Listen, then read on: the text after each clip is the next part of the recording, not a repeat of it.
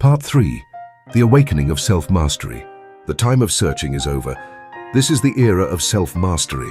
To master yourself means you no longer live as a victim of your thoughts, emotions, or circumstances. You become the architect of your own reality. 1. The problem. Humanity has forgotten itself. We live in a world that moves fast, but most people have no idea why. We fill the silence with noise, the emptiness with distractions, and we chase validation from others while forgetting our own voice. You ask, why can't I feel fulfilled? Why do I feel empty even though I do so much? Because you live as a reaction to life, not as the creator of it. Self-mastery begins the moment you say, I'm done running. I choose to be. 2. The first key, awareness. You cannot master what you refuse to face. So look honestly at your patterns, your procrastination, your fear, your self-criticism. But do not condemn yourself. Say instead, thank you for showing me where I can still grow. Self-mastery is not about being perfect. It's about being conscious of your imperfection and responding to it with love. When you stop judging yourself and start understanding yourself, healing begins naturally. 3. The second key, responsibility. No one is coming to save you. Not your partner, not your family, not the world. Only you hold the power to shift your life. Responsibility means saying, I choose how I think. I choose how I respond. I choose how I live. Stop saying, that's just who I am. No, you are who you decide to be. Every single day. Every thought you think is a brick in the house of your reality. So build wisely. 4. The third key, self-love in action. Self-love is not just saying, I love myself. It's choosing yourself when it's hard.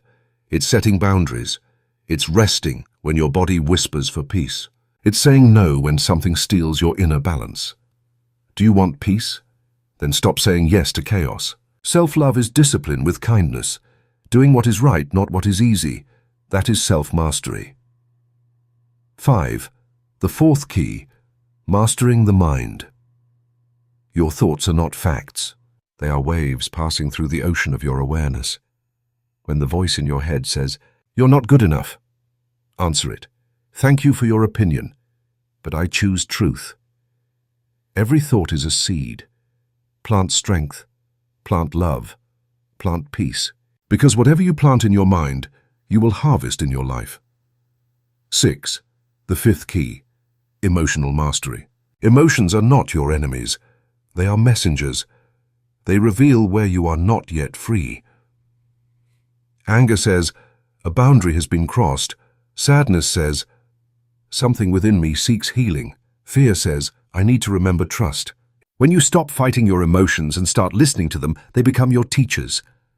That is emotional mastery, not suppression, not explosion, but understanding and releasing. 7.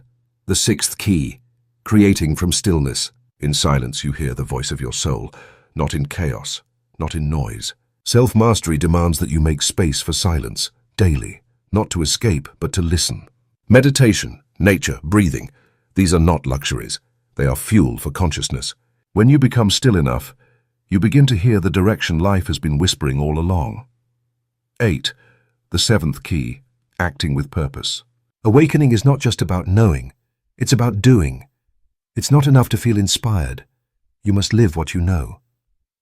Ask yourself every morning, what can I do today that honors my highest self?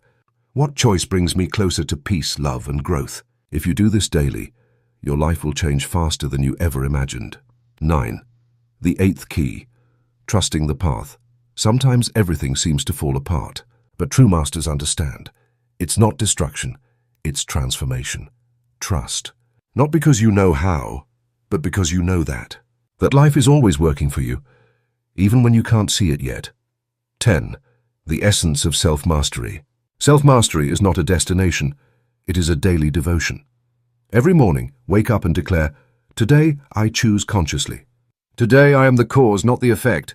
Today I live in love, not in fear. When you do that, you become the mirror that awakens others. And that is the true power of an awakened soul. Closing message. You are not your wounds. You are not your mistakes. You are the consciousness that observes, heals, and transforms them. The world doesn't change when you fight it. It changes when you become the truth within you. That is self-mastery.